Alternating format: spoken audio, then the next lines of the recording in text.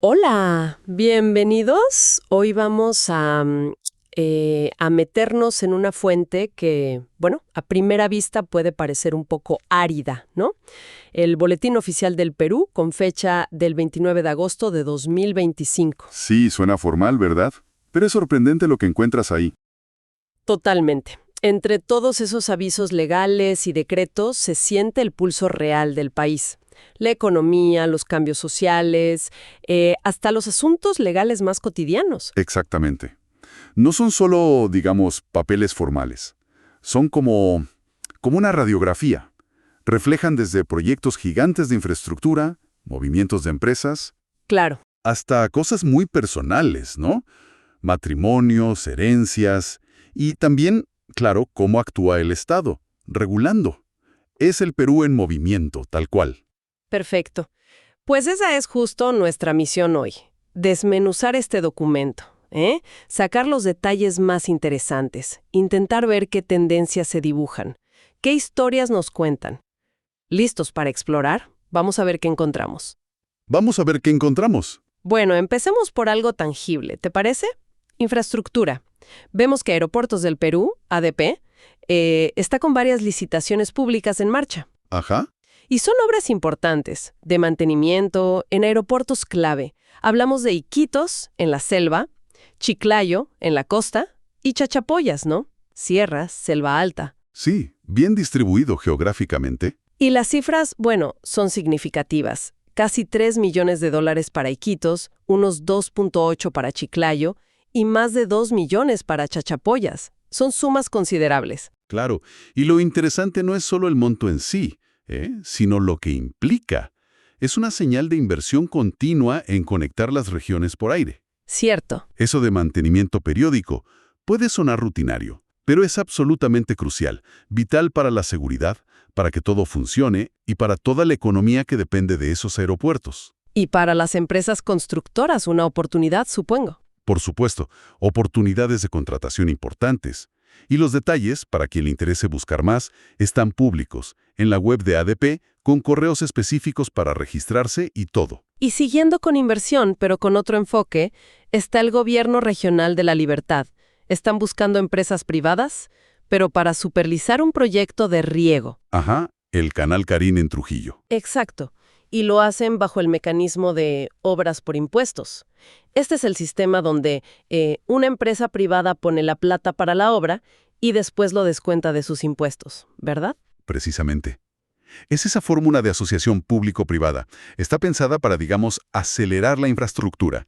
Hay una ley específica para eso, la 29230. ¿Y en este caso puntual? Bueno, en este caso buscan supervisores. Y fíjate, el costo referencial solo para la supervisión, que incluye elaborar el expediente técnico y supervisar la obra, es de más de $500,000. Supervisar. Sí, eso te dice la importancia que le dan al control, a la fiscalización, sobre todo en sectores clave como la agricultura, ¿no? Y publican todo el cronograma muy detallado. Cuándo expresar interés, consultas, presentar propuestas, adjudicación, muestra la formalidad del proceso. Bueno, pasemos al mundo corporativo.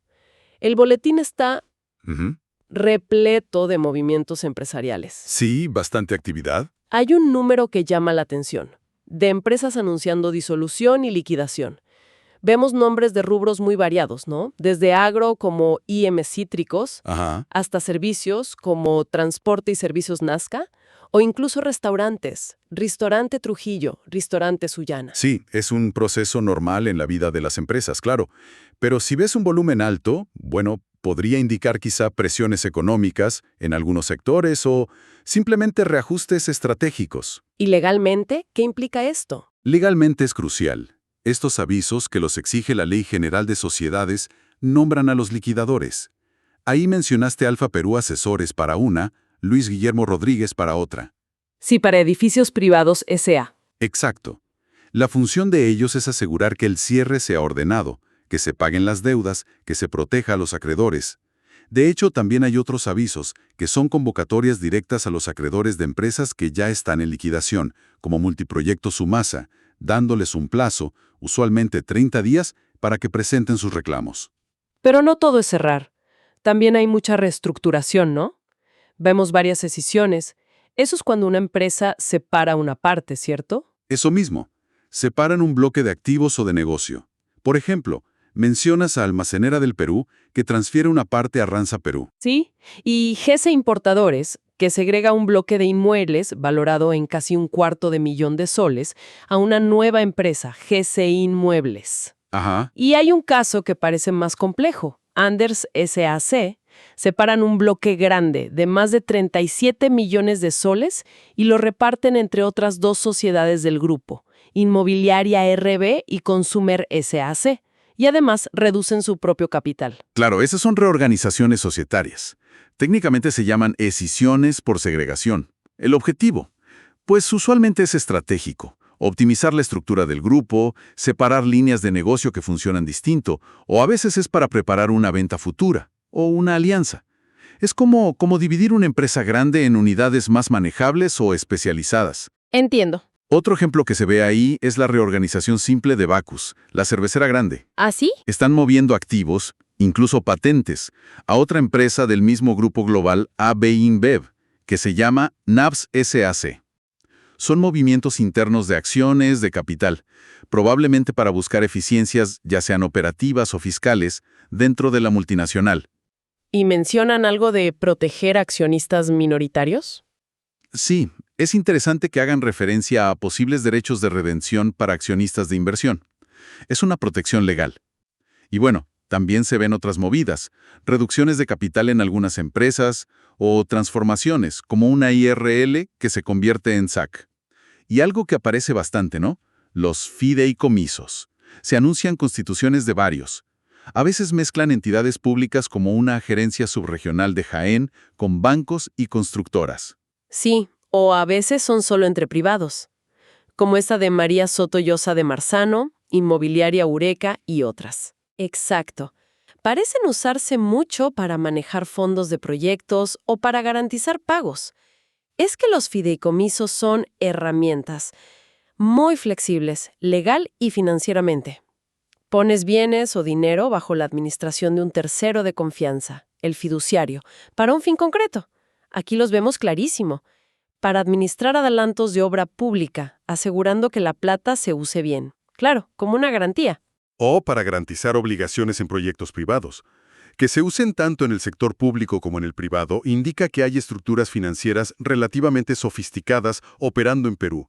Y la publicación en el boletín es obligatoria, por ley, para que haya transparencia. Y bueno, relacionado con empresas que no andan bien, están las subastas de Villa Andina SAC. Están en liquidación concursal, un proceso que lleva Indecopi. Ajá. Y están rematando propiedades grandes. Una finca en Cajamarca, un terreno en Chincha. Los avisos son súper detallados. Sí, esa es la consecuencia final cuando una empresa entra en insolvencia. Hay que liquidar los activos para intentar pagar a los acreedores. Por eso la publicación tiene que ser tan detallada, para atraer compradores y que el proceso sea transparente. Describen los inmuebles, pero también listan todas las cargas. Exacto, eso es clave. Listan las hipotecas, los embargos, ¿a favor de quiénes? Bancos, fondos de inversión, otras empresas. Dan los valores de tasación, que en este caso son altos, más de $1 millón cada uno. ¡Wow! Y explican cómo va a ser la subasta. Primera convocatoria con un precio base, si no se vende, segunda con un descuento, tercera con otro descuento. Es el procedimiento estándar para intentar vender y recuperar lo máximo posible en una situación complicada. Bueno, cambiemos un poco el foco. Veamos ahora cómo se refleja la interacción del Estado, pero con los ciudadanos y las empresas. La SUNAT. La autoridad tributaria y aduanera tiene una presencia enorme en el boletín. Sí, masiva. Es que es una de sus funciones principales, ¿no? Páginas y páginas de avisos. Claro, porque el boletín oficial funciona como el último recurso de notificación. Cuando no pueden ubicar al contribuyente, al importador, a la persona, tienen que publicar aquí según el código tributario. Entiendo. Por eso ves esas listas larguísimas de números de RUC, de nombres. Son intentos de cobro, resoluciones de infracciones aduaneras que no se pudieron notificar. Por ejemplo, la aduana de Puno publica resoluciones de comiso administrativo. ¿Eso qué es? Es la incautación definitiva. Mercancías abandonadas o de gente que intervinieron pero no identificaron. Se basan en la ley de delitos aduaneros. La aduana del Callao, la marítima, hace lo mismo. Ajá. Pero fíjate qué interesante, en algunos casos notifican que suspenden la multa porque dicen sería una recuperación onerosa, O sea, que sale más caro cobrarla que la multa misma. Exactamente. Entonces, deciden no seguir con el cobro de esa multa específica. También hay notificaciones a extranjeros sobre vehículos incautados. En fin, mucha casuística. y también vemos al Estado en su rol fiscalizador, pero ambiental, a través de la OEFA, el Organismo de Evaluación y Fiscalización Ambiental. Sí, la OEFA también publica bastante. Hay avisos sobre procedimientos sancionadores contra negocios. Por ejemplo, leí sobre estaciones de servicio, una en Huánuco, otra en Puno, por presuntas infracciones ambientales. Y proponen multas, a veces altas, calculadas en UITs o amonestaciones. Eso ilustra perfecto la función reguladora. La OEFA hace su investigación, lo llaman PAS, Procedimiento Administrativo Sancionador, presenta sus conclusiones en un informe, propone una sanción. Pero, y esto es clave, le da a la empresa un plazo para defenderse, para presentar sus descargos. El debido proceso. Exacto, y la publicación en el boletín asegura que la empresa cede por notificada si no la pudieran encontrar por otras vías. Garantiza ese debido proceso. Es interesante también que a veces pidan información financiera ¿Para qué? para analizar si la multa que proponen podría ser confiscatoria, es decir, si es tan alta que podría quebrar a la empresa. Es una garantía legal para evitar sanciones desproporcionadas. Vemos tanto propuestas de sanción ya avanzadas como inicios de nuevos procedimientos. Y bueno, si nos vamos al lado de la gente, de los ciudadanos, el boletín está lleno de trámites personales que necesitan publicación. Un montón de avisos del RENIEC, el registro civil, Muchísimos. solicitudes para rectificar actas de nacimiento, de matrimonio, de defunción, corregir nombres mal escritos, fechas, apellidos, hasta el estado civil. Claro, son los llamados edictos clasificados. Reflejan esa interacción cotidiana con el sistema legal para cosas fundamentales de la vida. Corregir un acta es vital para tener tus documentos bien. Y también abundan las solicitudes de sucesión intestada, ¿no? Sí, muchísimo. Es el trámite para definir herederos cuando alguien muere sin testamento, que es muy frecuente. Y también ves solicitudes para reconocer uniones de hecho. Claro, para que la convivencia tenga efectos legales parecidos al matrimonio. Exacto. Responde a una realidad social. El volumen de todos estos trámites indica que son necesidades comunes y, bueno, necesarias. Y también vi avisos de gente buscando formalizar la propiedad de casas o terrenos que ocupan hace tiempo. Las solicitudes de prescripción adquisitiva de dominio. Precisamente, es un mecanismo legal para eso. Obtener el título de propiedad formal de un inmueble que has poseído de forma continua, pacífica, pública, por el tiempo que marca la ley. ¿Y por qué se publican? Porque hay que notificar a posibles antiguos dueños o a cualquiera que crea tener un derecho sobre ese terreno. A veces, incluso se notifica a la SBN, la Superintendencia de Bienes Estatales, si el terreno no está inscrito y podría ser del Estado. Ah, mira. Y junto a eso, también ves avisos de municipalidades o de oficinas de registros públicos que inician procesos de saneamiento físico legal. Buscan poner orden en el catastro, en la propiedad, en sus zonas. Y para cerrar esta parte, claro, no podían faltar los edictos matrimoniales. Los clásicos. Parejas de distintos distritos de Lima, de provincias, anunciando públicamente que se quieren casar. Cumplen con la ley de dar un plazo por si alguien sabe de algún impedimento legal. El Código Civil lo exige, sí. Bueno, el boletín también nos da una ventana a cómo funciona por dentro el sistema de justicia y a oportunidades laborales. Por ejemplo, vi una convocatoria de la Corte Superior de Justicia de Lima Este. Ajá. Están buscando abogados para cubrir plazas de jueces supernumerarios. Sí, los supernumerarios son básicamente jueces suplentes o temporales. Cubren vacantes, reemplazos.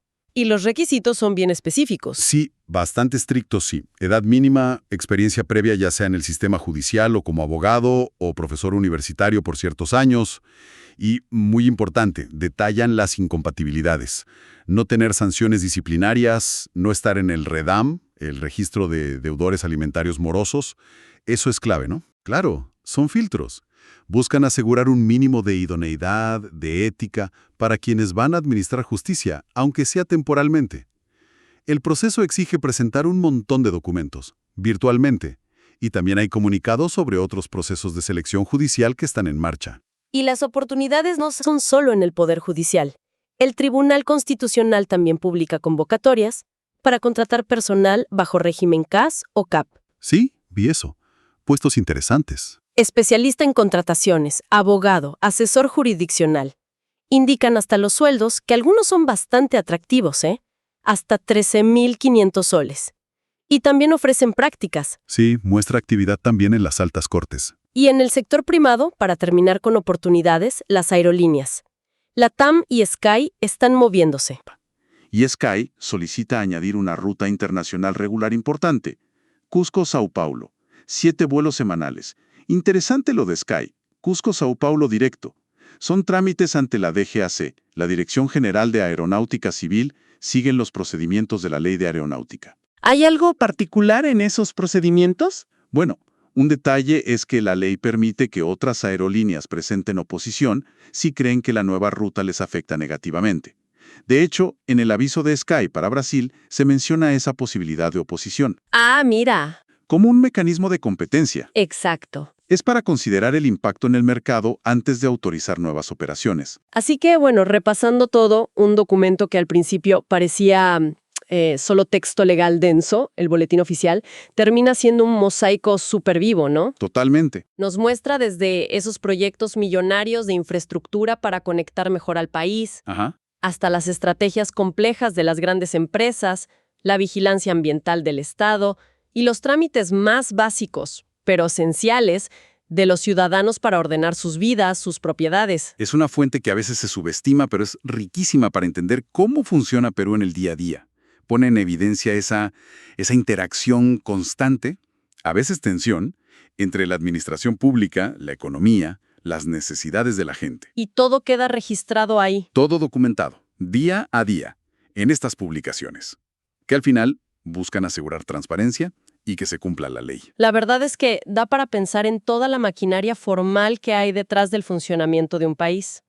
Y como reflexión final, conectando un poco los puntos que vimos hoy. A ver, Notamos esos avisos de gente reclamando posesión de terrenos cerca de aeropuertos, ¿te acuerdas? En Jauja, en Putumayo. Y también vimos las solicitudes de prescripción adquisitiva, donde a veces interviene el Estado porque la tierra no tiene dueño claro o no está registrada. sí, la tenencia informal o en disputa. Y al mismo tiempo, vimos las grandes inversiones públicas, como las de ADP, para mantener y mejorar justamente esos aeropuertos. Entonces, la pregunta que me queda es, ¿cómo dialogan, o quizá cómo chocan, estas grandes apuestas por la infraestructura con esa realidad de la tierra, a veces precaria, a veces en disputa, que se documenta en las mismas páginas del boletín? Es una excelente pregunta. ¿El desarrollo versus los derechos preexistentes o la informalidad? Sin duda es algo en que pensar, un desafío constante.